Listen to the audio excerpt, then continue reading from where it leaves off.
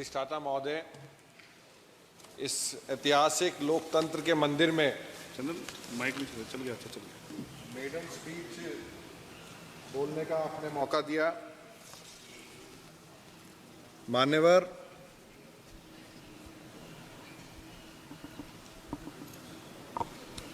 नियम 193 के अंदर आज ओलंपिक खेलों में भारत की तैयारियों पर चर्चा करने का इस मौके पर आपने एक प्रथम बार चुन के आए सदस्य के लिए ये अवसर दिया। मैं इसके लिए धन्यवाद देता हूँ। मान्यवर, मैं उस क्षेत्र से चुन के आया हूँ, बिजनौर लोकसभा क्षेत्र से, जहाँ हमेशा हमारा एनसीआर एनसीआर का एरिया, चाहे हरियाणा, पंजाब, पश्चिम उत्तर प्रदेश, चाहे ओलंपिक्स हो, कॉमनवेल्थ गेम्स हो, एशियन गेम्स हो या देश के लिए कोई भी प्रतिस्पर्धा हो, हमेशा देश का झंडा बुलंद करने का काम हमारे क्षेत्र के युवाओं ने और नागरिकों ने करने का काम किया है। खेलों के विकास के लिए हमारे समाज ने और यहाँ बैठे सभी लोगों ने स्पोर्ट्स, और खासकर जब ये महत्वपूर्ण विषय पे चर्चा चल रही है, इस सदन के अंदर भी अगर हम सब मिलके स्पोर्ट्समैनशिप दिखाएंगे तो निश्चित रूप से समाज में एक बड़ा संदेश जाने का काम होगा। मान्यवर, आप सभी और पूरे सदन की भावना यहाँ देखने को मिली कि ये खेल और वहाँ से हमारे लिए खिलाड़ी जो जीत के लाते हैं मेडल, ये सब पूरे देश का गौरव और पूरे देश के लिए समर्पित होने का काम होता है। आदरणीय राजीव प्रताप रूडी जी ने यहाँ बताया भी, और अगर मैं गलत ना हूँ, हम तो सब देख के बड़े हुए हैं, चाहे कीर्ति आज़ाद जी हों, बैनर्जी साहब हों, यूसुफ पठान साहब हों, पीटी उषा जी हों, सचिन तेंदुलकर जी हों, मैरी कॉम जी हों, ये सब लोग इस देश का गौरव बढ़ाने के साथ साथ सदन का गौरव बढ़ाया है। और जब ये लोग जिम्मेदारी से यहाँ बैठे हैं तो निश्चित रूप से आज जब ये सकारात्मक चर्चा हो रही है, आदरणीय प्रधानमंत्री जी की गंभीरता, सरकार की गंभीरता, ये देखने को यहाँ मिलती है कि इस विषय पे कितनी सरकार गंभीर है। और चाहे 2024 का ओलंपिक हो या आने वाले समय में जब भारत बिड करने जा रहा है 2036 के ओलंपिक के लिए, एक राय बना के हम पूरे सदन से संदेश देने का काम करेंगे तो निश्चित रूप से बड़ा संदेश समाज में और पूरे विश्व में जाने का काम करेगा। मान्यवर,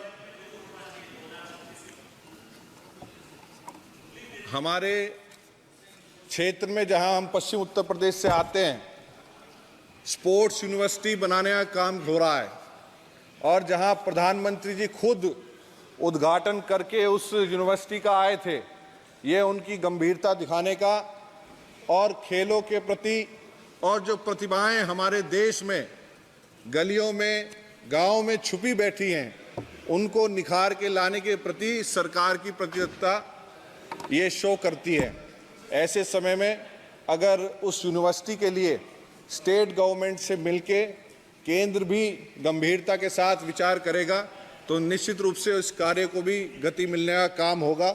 मैं आपके माध्यम से सदन की भावना से मैं अवगत कराना चाहता हूं और धन्यवाद देना चाहता हूं अपने नेता आदरणीय जयंत चौधरी जी का, जिन्होंने, शायद अगर मैं गलत ना हूं तो शायद पहले सदस्य होंगे जिन्होंने अपनी पूरी सांसद निधि खेलों के लिए, खिलाड़ियों के लिए और पूरी समर्पित करने का काम किया।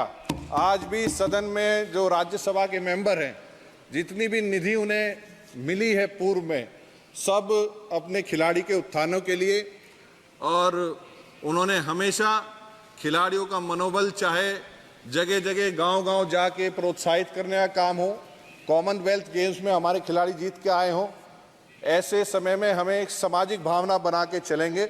मुझे ऐसा विश्वास है कि इस पहल पे और भी और हम सब मेंबर्स मिलके एक राय मत होके उसे आगे बढ़ाने का प्रयास करेंगे। आप सब लोग सकारात्मक हैं और इस चर्चा में मैं ये कहना चाहूँगा कि बिना एकलव्यों के, बिना द्रोणाचार्यों के एकलव्य निकल के नहीं आएंगे। ये सच्चाई है कि जो परख जौहरी की होती है, ढूंढने की, डायमंड्स की, वो परख हमारे क्षेत्र में, हमारे इलाके में हमारे एक से एक द्रोणाचार्य हैं, उनकी परख भी हम सबको करनी पड़ेगी। मैं ज़्यादा ना कहते हुए, क्योंकि समय की भी सीमाएं हैं और प्रथम बार है, ऐसे कोई विषय नहीं है जिसे यहाँ बैठे सदस्य ना जानते हों या कोई नया विषय हो। खेलो इंडिया की योजना में लगभग 147 करोड़ रुपए बताए गए। इसमें निश्चित रूप से हम और जिस तरह विकसित भारत का हम कोशिश कर रहे हैं, क्योंकि विकसित भारत का सपना जो आदरणीय प्रधानमंत्री जी देख रहे हैं 2047 का, भारत को उसमें निश्चित रूप से इन मेडलों की संख्या के साथ साथ अपना परफॉर्मेंस बेटर करना पड़ेगा। यही जब भी हम जाके उस संकल्प को भी पूरा करने का प्रयास कर सकते हैं। मान्यवर, खिलाड़ी जो है, कोई भी खिलाड़ी जो निपुण होता है वो बेहतर अवसर कराए जाने से मिलता है। अच्छे मुकाबले मिलना और भव्य मंच सुनिश्चित करना अपने खिलाड़ियों के लिए, ये हम सब की जिम्मेदारी बनने का काम होता है। कृपया समाप्त मैं करें। समाप्त कर रहा हूँ आदरणीय। एंड ऑफ द डे मैं इतना ही कहना चाहूँगा कि practice makes a sportsman perfect.